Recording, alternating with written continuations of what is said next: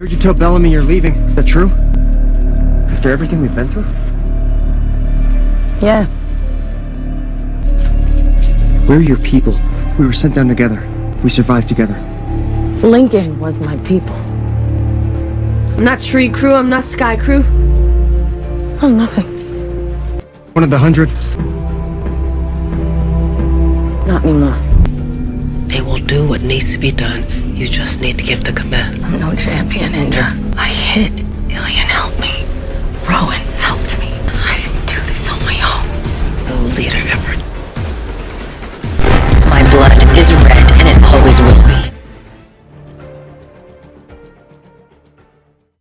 Okay, so to break this down very quickly, yes, I am rather topless. I didn't want to get my mom's burgundy top all dirty, so quickly exfoliating the skin, going to fake tanning because of course Rory / Octavia is of natural tan skin tone, so I'm measuring myself up to her skin tone that is. As you can see, I'm very blotchy, so just quickly popping in some green contacts. I did get this from Gel Flex, pretty much the only green contacts that show up against my dark ass brown eyes. Like if my eyes were any darker, I'd look like a perfect BEK kid. So anyway, once that was in, I was trying to also not to cry solution because I didn't want to disrupt my fake tan. So a little after I had rinsed it, I decided to, and I haven't rinsed it yet actually, just quickly popping on a wig cap. I'll prefer the double netted ones, but by all means go in with whatever you like, whether it's the cream toned stocking one or this one, but I prefer this one. That's just me.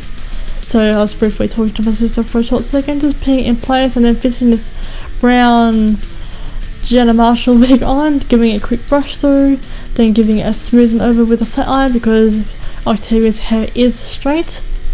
She never really ever has curly hair, as far as the character goes anyway. So now that my hair is all sleek down and looking a bit better, so here is the first reference picture that I am going to be drawing inspiration from, plus including Lincoln's tattoo as it technically was described, and when Indra gave that detail away before the conclave is basically like a fight for the championship, a fight to the death. Grounders. So I've got about 3 different reference shots of her Grounder makeup, and then one shot of her dramatic smoky eye from when she's in the bunker with the dishevelled cog looking coin on her forehead. That's an unrelated picture, but we'll get to that one day.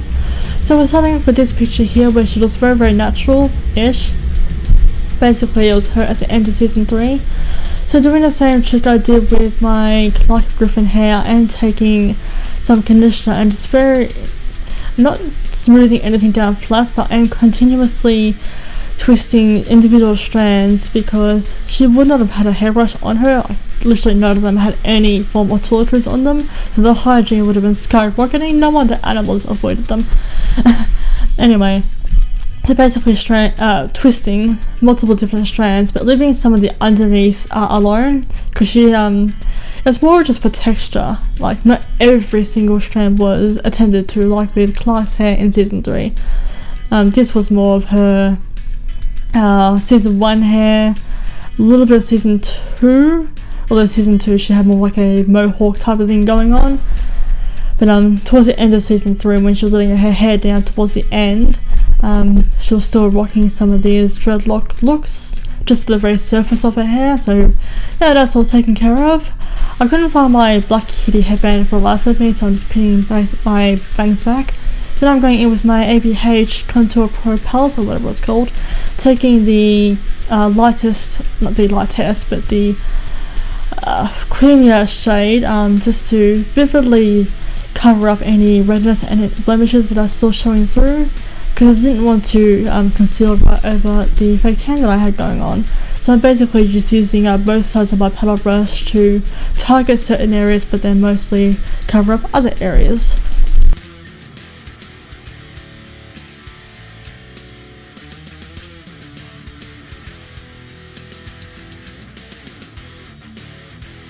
Then going in with my NYX Contour Wonder Stick and obviously using the contouring side to chisel out my face, my forehead, my jawline, my cheekbones obviously, and across my nose. When I do get around to the nose, she has quite the short-ish, because she has a square face, or like a heart, such a heart slash square face. If you can collaborate those words, go for it. But she also has a very cute button nose, so I definitely enhanced that. Then I am going through and blending it with my beauty sponge.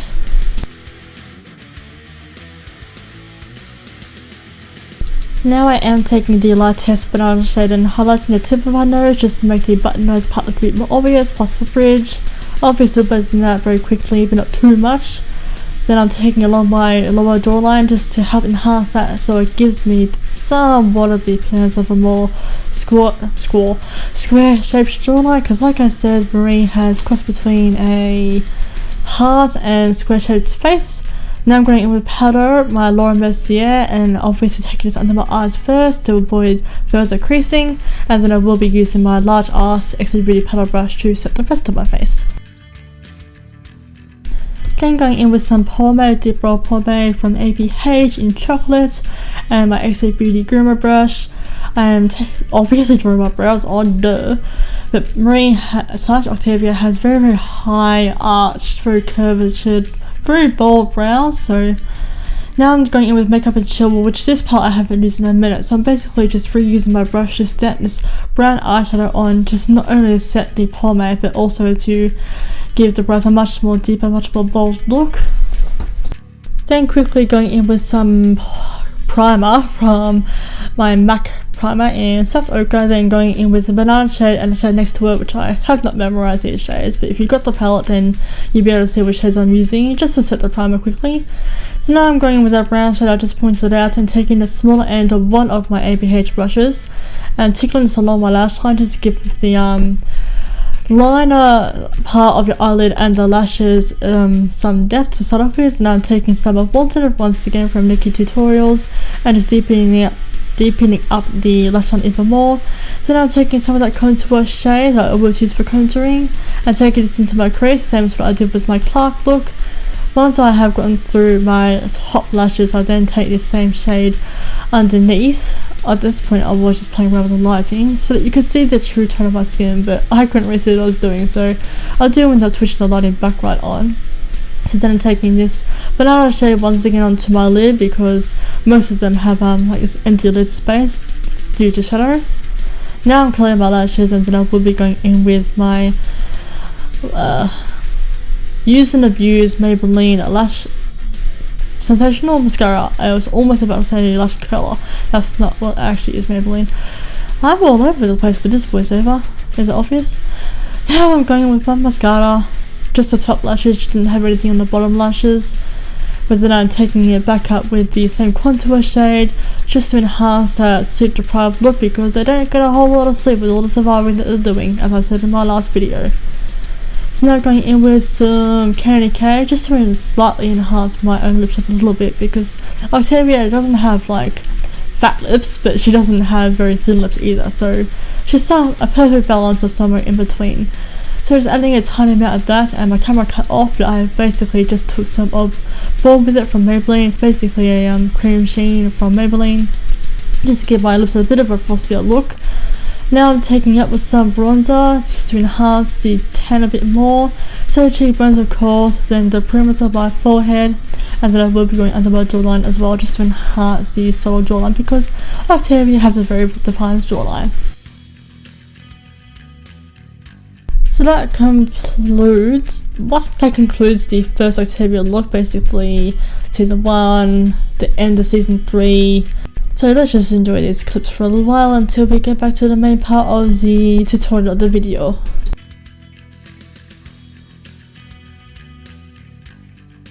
So off camera I did just quickly rearrange my own hair, so I'm looking a little bit like a Cruella de Vil. So I'm basically just pinning and securing the wig around the hairline of it, about an inch back, and then I am brushing out the faux dreads just so that when I put my hair up into a ponytail it's a lot less masculine looking.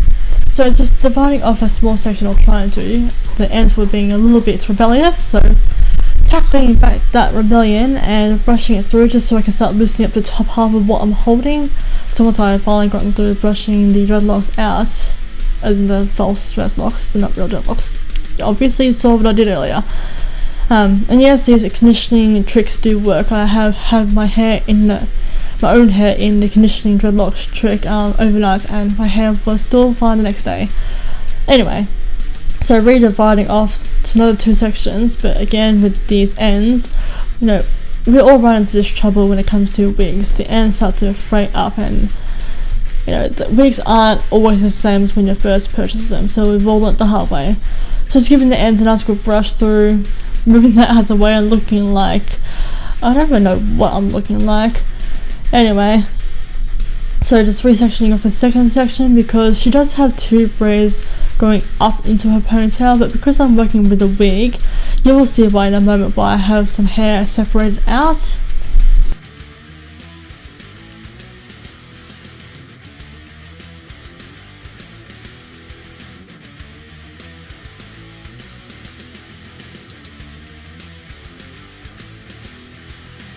So doing my absolute best to fit in as high as ponytail as possible, but it's not really helping when this wig is relatively heavy and does have a bit of weight to it, especially in the ponytail itself. So just grabbing a isolated section from the ponytail and wrapping that around just to hopefully give the base of it some boost. Putting that in place, of course. Now at the point of while I left some hair out.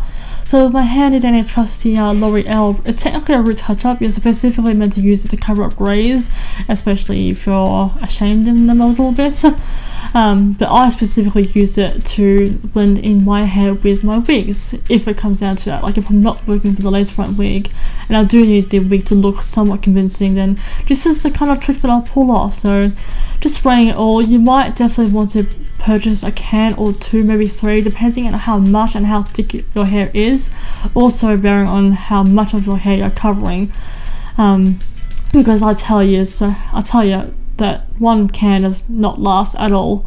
So just gathering all my hair and pinning it in place as well, then just find another final sweep of spray. Not there's ever one final sweep. So just digging out a section from behind. I jumped the gun a little bit, but it's alright, my hair is short enough to fall back out again. So grabbing a decent sized section, because like I said, I'm working with a wig. I know that Octavia had Dutch braids going from her hairline all the way up. Because I'm wearing a wig, I had to braid from my own hair and start incorporating the wig in, which it might still look a bit obvious that I am wearing a wig, but the attempt and the method was there. So I'm basically just Dutch braiding down my own hair, and as I go along I will incorporate some of the wig hair. It also helps to keep it more attached and more secure.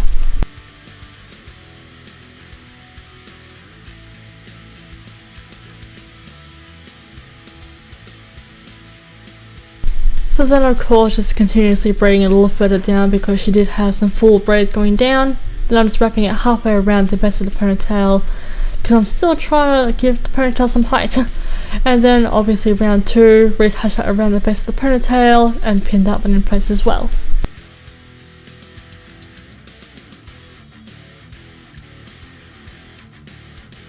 So somehow my second batch of hair kind of got lost in translation in the ponytail, but it's alright considering in the outro I was facing the opposite way, so you would not have noticed at all.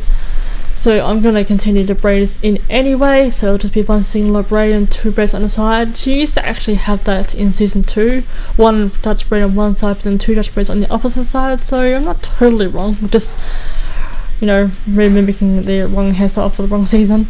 Nonetheless, same thing again, just wrapping it around the base of the ponytail all the way. So this is about as perky as I can possibly get it. Now for the makeup side of it, I'm going to go in with this uber dramatic smoky eye that she has when she's in the bunker, when she's earned herself makeshift commander, taking my A.L.I.E Pro palette. I said that twice now, I know. Then I'm just using the same brush it comes with to stick that on my eyelid in the first place, and then taking my deluxe crease brush to blend the edges out mostly. And then I will also be taking that onto my lower lash line as well. So now I'm taking once again and using the same A.L.I.E brush, I'm just basically patting this onto the previous shade just to enhance the black, but also to set it because it is a cream product. Obviously it's specifically meant for your lips, hence the title Lip Pro palette, but I obviously use it to put it around my eyes, and I have had no complications. So just also setting pretty much everywhere around my eyes, and then going in with my smaller end of my paddle brush just to clean up, because she didn't really have a smoky look underneath. It was very defined at the bottom, but then I'm just rebuffing out the edges, you know, to smoke out the top. Now I'm adding this cog looking coin shaped thing that, you know, defines commander or header. Basically I'm just using the nude shades from the palette and in a circular motion.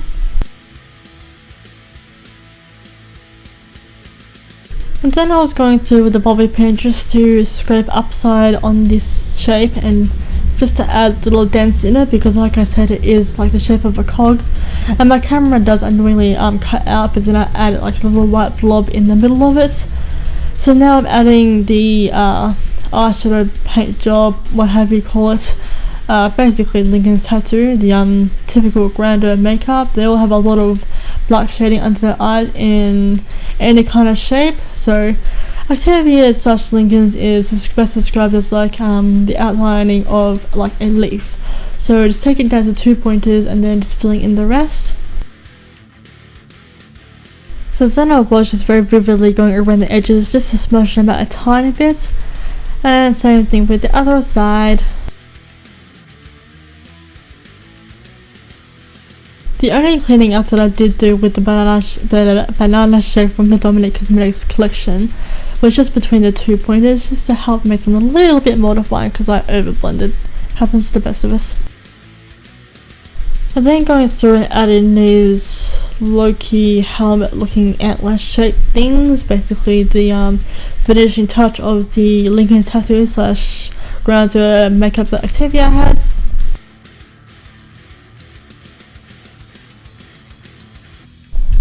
And now for my favourite part, I'm basically just taking some of Jeffree Star's unicorn blood and a stippling Scara sponge and basically dotting this all over my face just to give little blood drawn sprayed blobs of blood all over my face appearance. And then that will, I also do go in with some of acrylic body paint under my eyes, because in some shots she does look like she has like reminiscences of paint left, but for the most part it is just eyeshadow, but just to give it the full effect. So this officially concludes all of Octavia Blake of the 100, pretty much catering to all seasons. Thank you all so much for watching. I really do hope you enjoyed this video, and I shall see you all for my future ones. Ciao!